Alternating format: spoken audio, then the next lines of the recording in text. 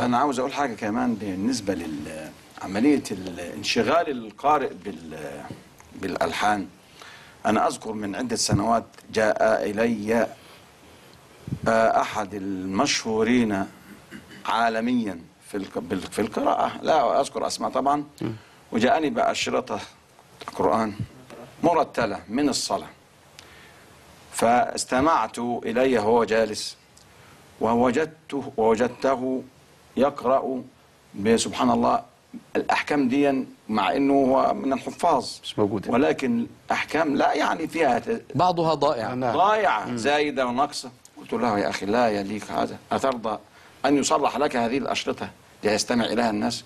قال يا شيخ أنت تعلم أن هذا المقامات تحتاج إلى، وهو قارئ مش قارئ قارئ مشهور أو إمام من أئمة اللي بيصلي بالناس، نعم. مشهور جدا، ولكنه سقط من نظري عندما قال لي أنت تعلم أن نحافظ على المقامات.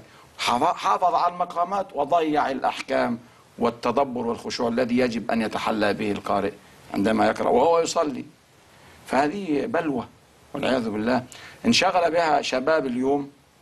يعني ما اعتقدش ان القرآن القدامى انشغلوا بها، يعني من اشتغل بها ضيع. وانا لا اذكر برضو بعض الاسماء كما ذكر الدكتور ايمن، هناك من القدامى من انخرط في هذا السلك وانشغل بالتعليم الموسيقى، فصار من حافظ او مقرئ للقرآن الى ملحن، ولا وانتقل من القرآن نعم الى التلحين. ومعروف ملحن مشهور. يعني نحن كان شيخا يقال الشيخ فلان. كلنا يعلم بعض الملحنين يقال الشيخ فلان مع انه ملحن، فيستغرب الناس كيف شيخ وكيف ملحن. كانت بدايته علمية، ثم بدأ الشيطان يأخذ درجة درجة درجة درجة إلى أن صار رأسا في الموسيقى وترك الدين، وبقي عليه اسم الشيخ مع أنه خرج صار يلحن. ضيع نفسه، يعني أنه حرم خير القرآن ولم ينسب للقرآن ولا لأهل القرآن، لأنه صار من أهل المغنى والموسيقى.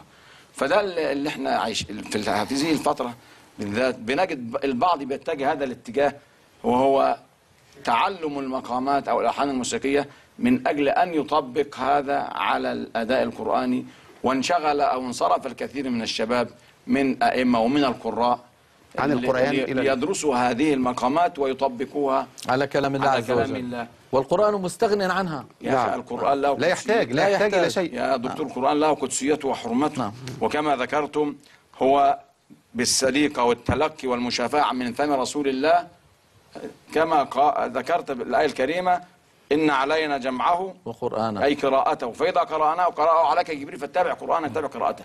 فهذا أمره. لما أمر ابن مسعود رضي الله عنه وقال له اقرأ، قال أقرأ عليك وعليك أنزل، قال أحب أن أسمع من غير. أراد أن يثبت قاعدة شرعية، وهي الإقرار على أنهم تلقوا عنه كما سمعوا، التلقي بالمشافهة، لأنه كان يدرس جبريل القرآن. نعم، التلقي بالمشافهة. نعم، وهذا ما وصل لنا القرآن. ما هو حضرتك لما كان صلى الله عليه وسلم يعارض القرآن مع جبريل في رمضان، في كل عام من رمضان مرة، وفي العام الذي قضى فيه مرتين، مدارسة، كان يستمع إلى جبريل وجبريل يستمع إلى رسول الله ليكر صحة ما تلقاه وقبله عنه. وكذلك أقر هذه القاعدة في صحابته وسمعه من ابن مسعود، وقال القولة المشهورة من أحب أن يقرأ القرآن طريا كما أنزل فليقرأ بقراءة ابن أم عبد.